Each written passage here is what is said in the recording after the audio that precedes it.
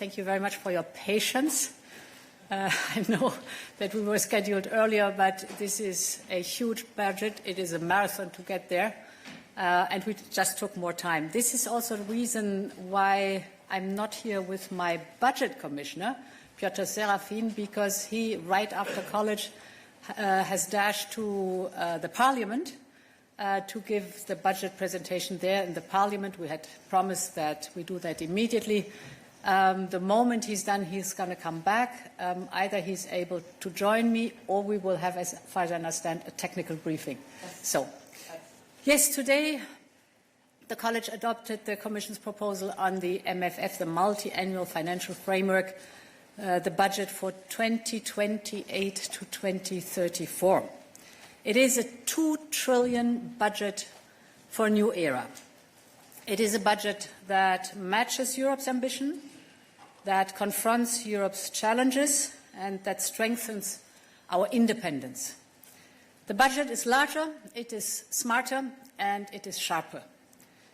It is a budget that delivers for our citizens and our business, our partners, and our future.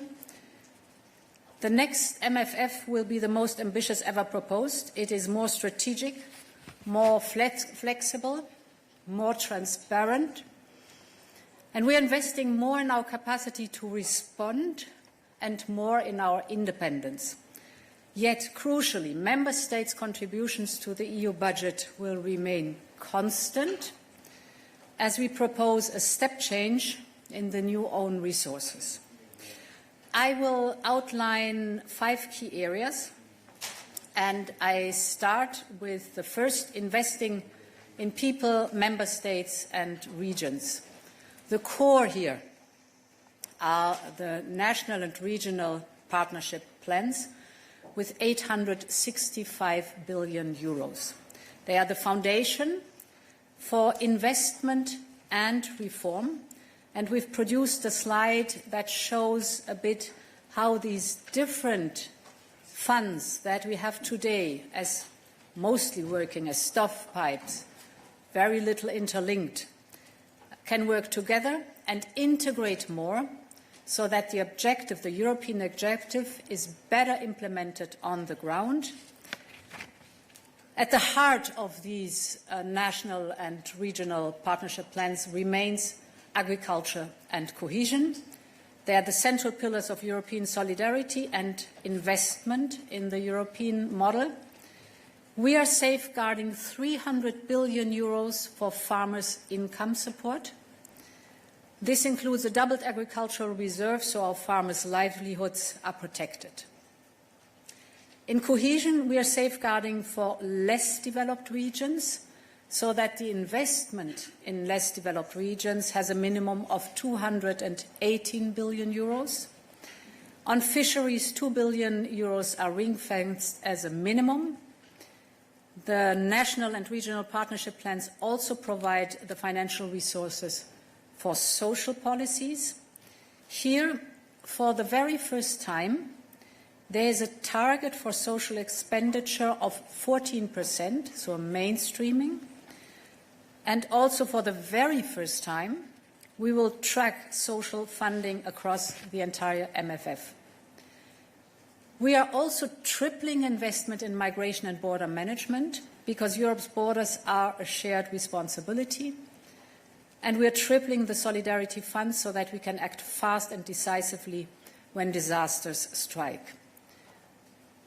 So the purpose of the national and the regional partnership plans is that the one single plan a member state develops with the European priorities, that the plan integrates the different funds in a way that we can better manage it. Today, we often see that you have several overlapping funds that potentially fund the same objective, but they are different in timelines, different in criteria for eligibility, different in what they target. So very difficult to find in these different funds the right one for the purpose, and a lot of redundancy and overlapping is basically wasting potential that we cannot unlock for the regions and the member states.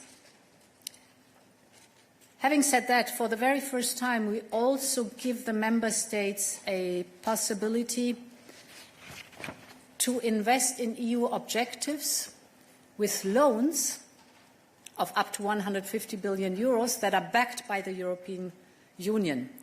We call this Catalyst Europe. The loans are backed by the EU budget.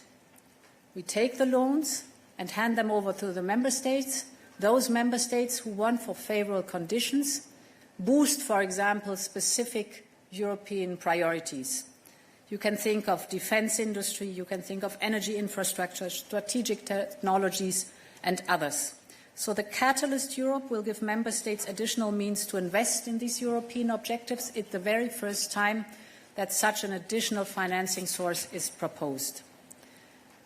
I've spoken about the different elements that compose or that put together the national and regional partnership plans.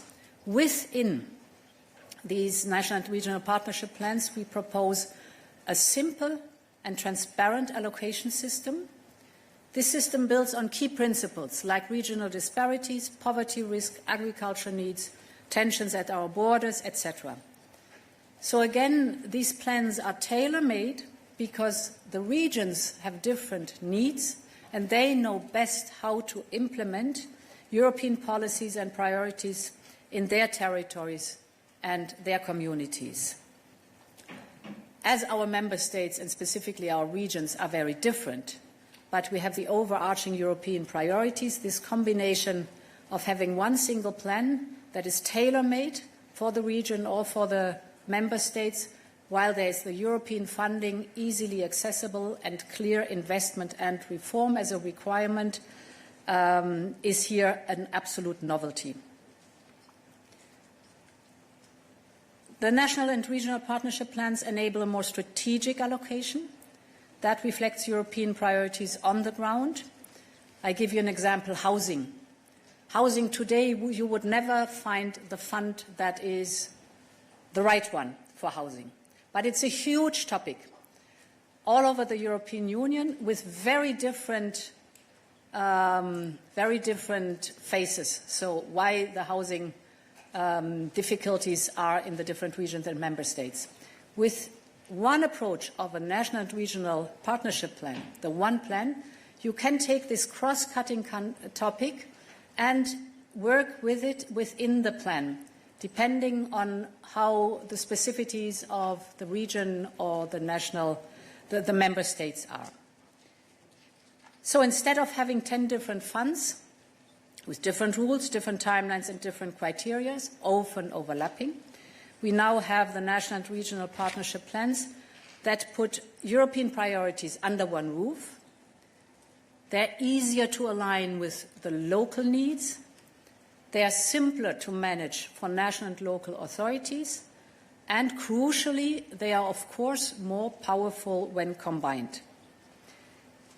I want to share a moment on the respect for the rule of law within the national and regional partnership plans, but in all the MFF that is being proposed. The respect for the rule of law is unconditional. The rule of law is a must for all funding from the EU budget. And with the next MFF, we go further. The national and regional partnership plans will make the rule of law and fundamental rights a condition for investment and a focus for the reforms. As I said, the rule of law applies to all funds, and it will be smart conditionality. We will ensure responsible spending and full accountability with very strong safeguards, clear conditions, and the right incentives. This serves the citizens. Another important topic for citizens, especially the young, is Erasmus+, which is increased in this proposal by 50%. Then there's the topic of support to civil society. We will support civil society with different programs, for example, both the national and regional partnerships and the Competitiveness Fund will support life activities. These are activities for the environment, biodiversity, the circular economy, etc. And in addition, we have a new Agora EU program that is building on Creative Europe and SERVE. We're putting it as one, and we call this program Agora. It will support media freedom, values, civil rights, democracy, and diversity.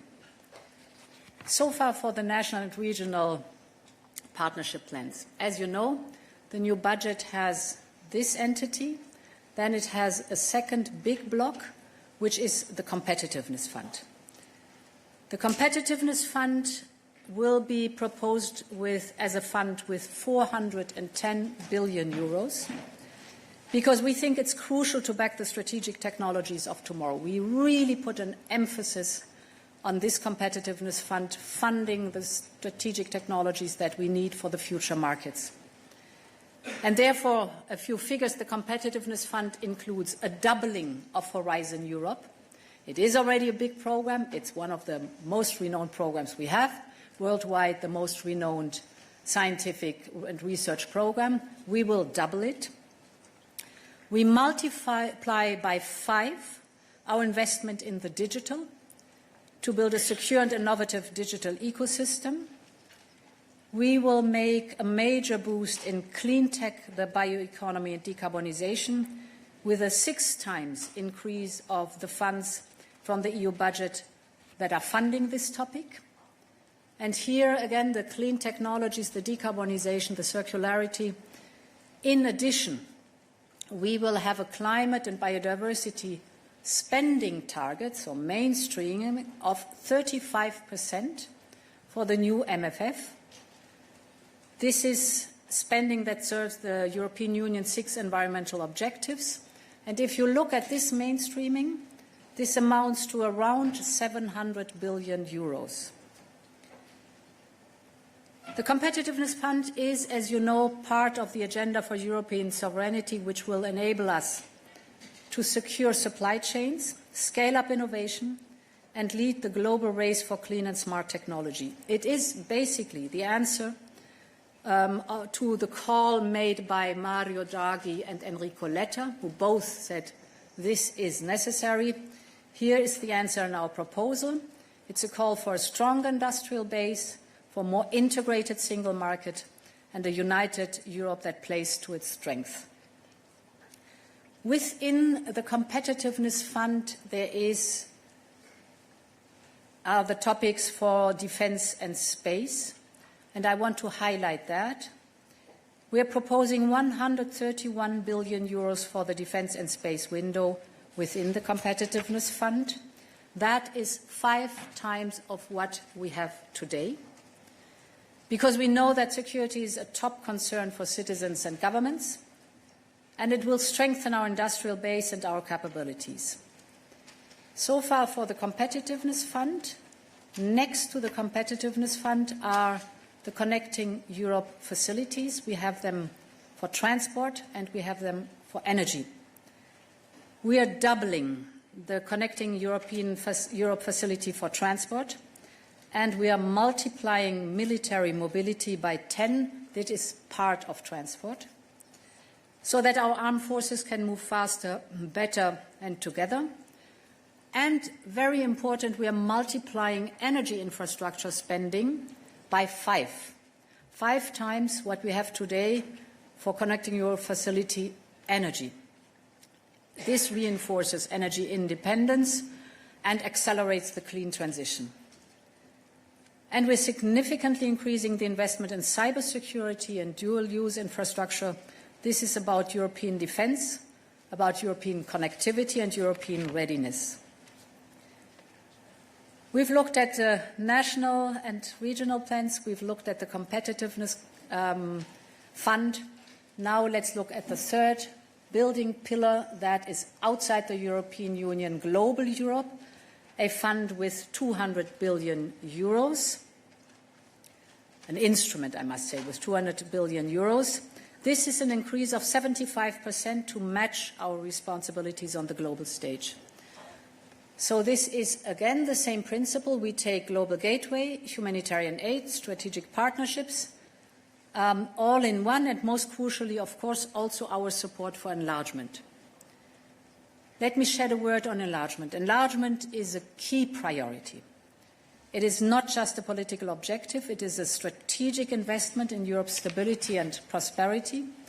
And that is why we are opening the full toolbox of global Europe to candidate countries, not only technical assistance, but also support for reforms and investments backed by resources. On top of this, we are setting aside 100 billion euros for Ukraine. You know we have the Ukraine facility for reconstruction. It was initially, with the midterm review, filled with 50 billion. These are slowly but surely going down in the amounts, and therefore we are suggesting 100 billion euros to fill up again the Ukraine facility to support recovery, resilience, and, of course, their path to the EU membership.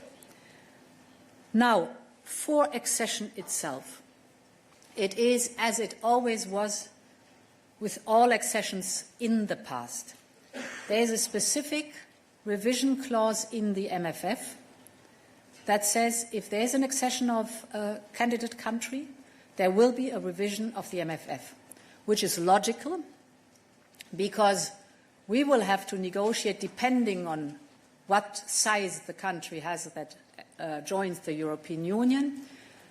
We have to negotiate in the accession treaty the phase-in of cohesion payment, the phase-in of agriculture payments, for example, for this country, but also the phase-in of contribution of that country, accession country, to the European Union. All this has to be negotiated and discussed, and therefore very clear the promise and the obligation in the financial regulation that with an accession there will be a revision of the MFF. It worked in the past accessions and it will work now. Fifth point, a budget built for resilience and agility. This is the topic of crisis. We have witnessed crisis, at least I have witnessed crisis since the beginning of my mandate. It started with Corona, then we had a heavy energy crisis, then the Russian war in Ukraine. And each time it was extremely difficult to react fast and with the financial firepower that was necessary.